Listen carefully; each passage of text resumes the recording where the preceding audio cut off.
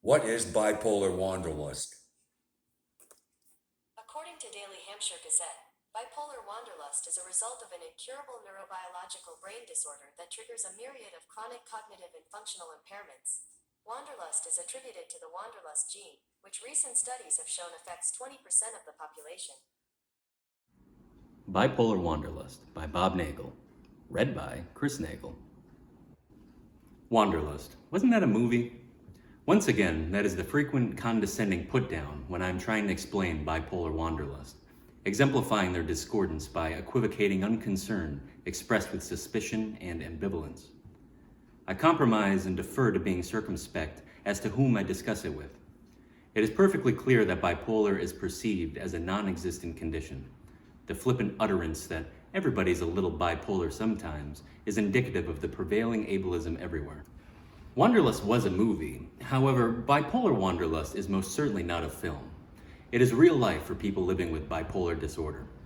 Bipolar Wanderlust is a result of an incurable neurobiological brain disorder that triggers a myriad of chronic cognitive and functional impairments.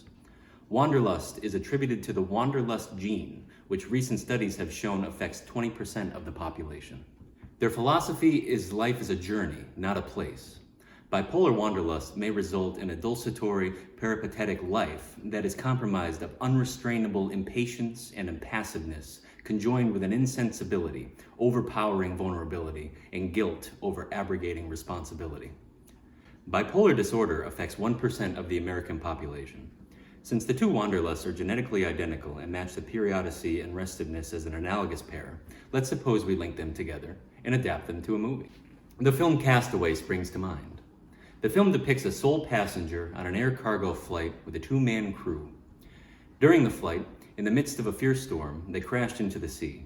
The crew perished. After a turbulent night, he drifted and discovered he was all alone, fraught with perils on a god-forsaken island. The castaway was devastated over his dire circumstance, succumbed to fatalism, and attempted to commit suicide. The rope broke, and he lived. Bipolar is a neurological string that snaps quickly. It is akin to lying flat on your back, tethered to a hospital bed, preoccupied by self-scrutiny and uncertainty, reliant on a call bell for help. The support is contingent on stringent adherence to medication to get discharged. Sadly, the suicide rate for bipolar is 20 times higher than that of the general public. Accordingly, studies have shown that those living with bipolar are predisposed to die anywhere between 10 to 15 years younger than the average life expectancy. The able-minded rejection of bipolar is abundantly clear with the perpetual use of the trope crazy, consistent with the abasement of the able-minded.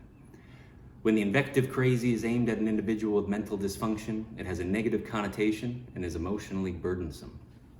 Our public unequivocally concurs with the general population's assessment, unjustly surmising that the bipolar disability federal benefit rate shall be $794 a month, dispersed via supplemental security income. The unmistakable assertion is that we are categorized as less than. For those of us living with bipolar disorder, there are labyrinthian impediments hindering our comeback, typified by arduous travails, overpowering discrimination, and inconsideration by the able-minded. Yet, we prevail despite undergoing lifelong cardiovascular problems such as atrial fibrillation. The straightforward facts are, when a spouse is bipolar, the divorce rate is 90%. Regardless of the situation, we all have the capacity to find a way back.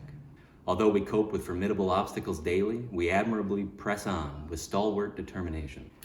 The resolve of the castaway was enhanced by the realization that the human connection to the exclusion of nothing else is the sole reason to live. Inspired, he built a raft and got back, reawakened to life's spectacular wonderment. In spite of ever-present ableism, we are in control of our life's journey.